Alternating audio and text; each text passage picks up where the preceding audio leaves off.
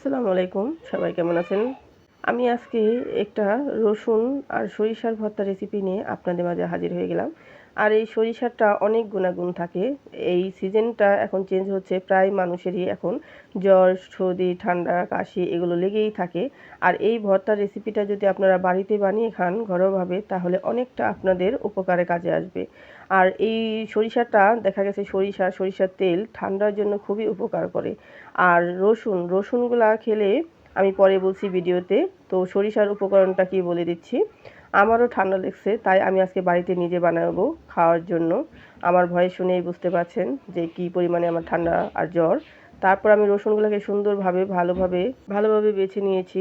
আর এখানে বেশ কিছু রসুন নিয়েছি, আমি ইন্ডিয়ানটা রসুন ব্যবহার করেছি মোটা এই জন্য আমি কুচিয়ে দিয়েছি। আর এখানে নিয়েছি শুকনো মরিচ, একটু শুকনো মরিচের পরিমাণটা একটু বেশি নিয়েছি, কারণ জ্বর আসলে দেখা গেছে একটু ঝাল ঝাল খেতে ভালো লাগে, মুখে একদম রুচি চলে যায়। আর রুচি চলে যাওয়ার জন্য ঝাল কিছু সবারই পছন্দ হয়ে থাকে, আর গরম খাবারের সাথে। প্রথমে আমি প্যানে কিছু তেল দিয়ে দিলাম, আমি তেল দিয়ে দিব। তারপর তেলটা গরম হয়ে গেলে একে একে সব রসুন কুচি মরিচ সব আমি দিয়ে দিব। আর এই রসুনের গুণাগুণ যা বলছিলাম, রসুনের গুণাগুণ কিন্তু অনেক থাকে, কারণ রসুনটা খেলে শরীরে যেমন জ্বর আসলে শরীরে বিষ থাকে আর কি, ব্যথা হয় হাত পায়ে এসব।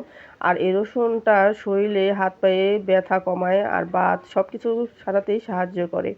আর রসুনের গুণাগুণ কিন্তু অনেকই বেশি, আমরা অনেকেই জানি অনেকেই জানি না। রসুন খাওয়াটাও খুব স্বাস্থ্যের জন্য উপকার।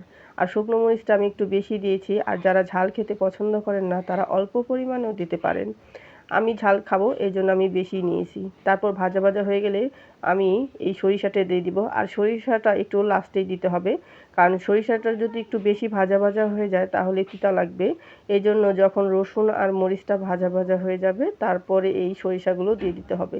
আর সরিষা অনেক ঝাঁঝালো থাকে, কারণ এগুলো হলো চৈতা সরিষা। জানেন না আপনারা চিনেন কিনা, আরেকটা আছে হলুদ সরিষা, ওটা একটু তিতো লাগে। কিন্তু এই চৈতা সরিষাটা আচারের কাজে বা ভর্তা আমরা খাই, এই সরিষাটাই ব্যবহার করে থাকি। আর সরিষাটা দেখুন সুন্দর হয়ে গেছে, সব কিছুই ভাজা হয়ে গেছে একদম। আর রসুন বেশি পোড়ানো যাবে না, তাহলে সব কিছু তিতা লাগবে। তারপর সব কিছু হয়ে গেলে আমি নামিয়ে ফেললাম। দেখুন আমার ভাজা সব কিছুই শেষ। আর এই ভর্তার মুখে রুচির জন্য খুবই উপকারী একটা ভর্তা, আপনার বাড়িতে ট্রাই করে দেখতে পারেন। আর আমি আজকে এই পাটায় বাটবো, কারণ অনেক আগে মা দাদি চাচিরা পাটায় বাটতো, এখন তো আমরা পাটায় বেটে ভর্তা খাওয়া ভুলেই গেছি, কারণ এখন সব আমরা মিক্সারে করে থাকি। এই জন্য আমি আজকে পাটায় বাটবো, আমার মন চাইছে যে আমি পাটায় বেটে ভর্তা খাই। তারপর দেখুন ভর্তা হয়ে গেল একদম সুন্দর, কারণ আমি একটু ঝাল পরিমাণ বেশি দিয়েছি এই জন্য একটু কালো কালো দেখাচ্ছে। যাই হয়েছে, আমার ভর্তা রেসিপিটা সুন্দর হয়ে গেল। আর আমার এই আজকের এই রসুন সরিষার রেসিপিটা কেমন লাগলো ভর্তার, অবশ্যই আমাকে লাইক কমেন্ট করে জানাবেন। আর যদি আমার ভিডিওটি প্রথম দেখে থাকেন তাহলে চ্যানেলটি অবশ্যই সাবস্ক্রাইব করে নেবেন। আর এই ভর্তা রেসিপিটি একদম শরীর স্বাস্থ্যের জন্য খুবই একটা উপকারী টিপস, আপনারা বাড়িতে ব্যবহার করতে পারেন, খেতেও পারেন। যাই হোক, সবাই ভালো থাকবেন, সুস্থ থাকবেন, আল্লাহ হাফেজ।